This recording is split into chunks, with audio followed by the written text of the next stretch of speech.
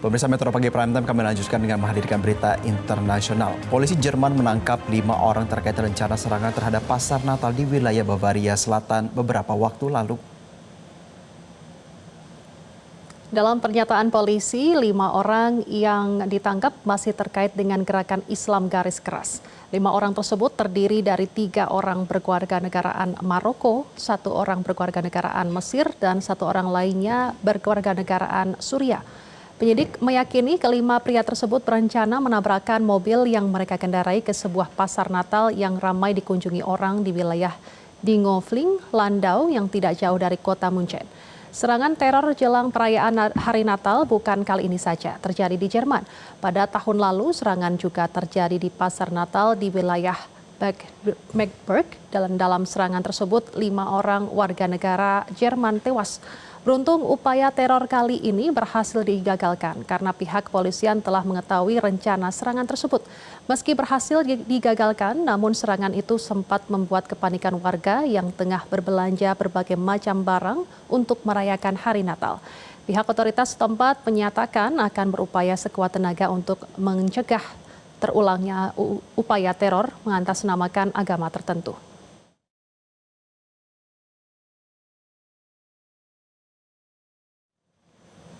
Dan pemirsa, untuk mengetahui kondisi selengkapnya kita telah terhubung dengan editor televisi berita DW Jerman di Bonn, Rizky Nugraha. Ya Rizky, selamat pagi, bisa dijelaskan berkaitan dengan profil tersangka yang ditangkap terkait dengan rencana teror tersebut?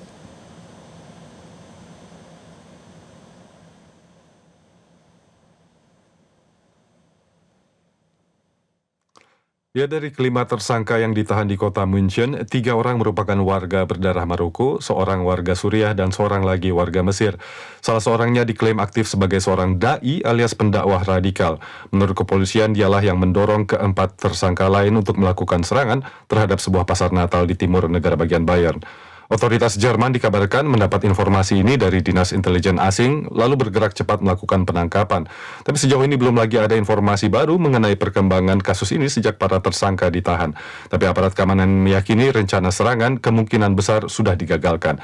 Sementara untuk kasus di Magdeburg, polisi menahan seorang pria berusia 21 tahun dari Asia Tengah yang berada di Jerman dengan visa kerja dan sedang menjalani pendidikan vokasi. Motifnya pun diduga terkait Islamisme. Dan perlu diketahui juga di Magdeburg setahun silam juga terjadi serangan berdarah di pasar Natal yang menewaskan banyak orang. Proses hukumnya bahkan masih berjalan saat ini. Jadi setiap ancaman serupa masih memicu kekhawatiran. Lantas berapa penting Christmas Market atau pasar Natal bagi warga Jerman kali ini?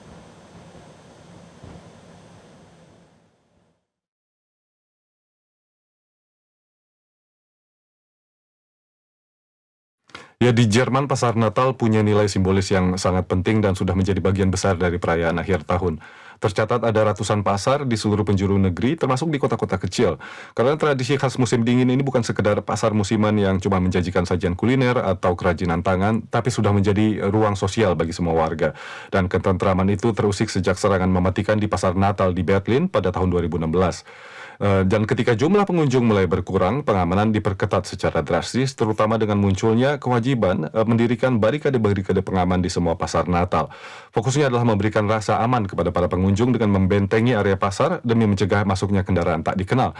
Konsep ini mengacu pada modus teror kendaraan yang lazim di masa lalu di Jerman. Tapi akibatnya biaya keamanan juga akhirnya melonjak tinggi, dan karena bebannya harus ditanggung penyelenggara, beberapa pengelola akhirnya harus gulung tikar. Terutama pasar-pasar berukuran kecil mulai berhilangan. Sayangnya, meski pelaku usaha dan konsumen sudah sama-sama ikut menanggung biaya tambahan ini, belum bisa dipastikan apakah langkah ini akan mampu sepenuhnya menjamin keamanan di pasar-pasar Natal di Jerman.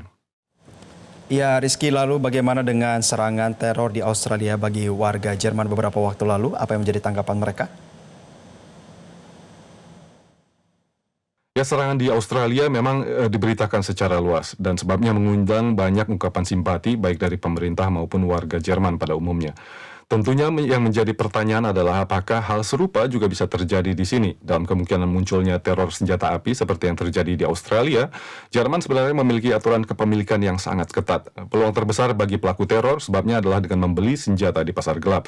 Tapi lebih dikhawatirkan adalah kemungkinan munculnya teror pisau yang sangat sulit untuk dicegah. Jadi memang akan selalu ada celah keamanan yang bisa dimanfaatkan dan sebab itu pula tidak ada jaminan keamanan 100% untuk acara-acara yang melibatkan kerumunan manusia. Baik, terima kasih Rizky Nugraha yang bergabung bersama kami. Jelajahi cara baru mendapatkan informasi. Download Metro TV Extend sekarang.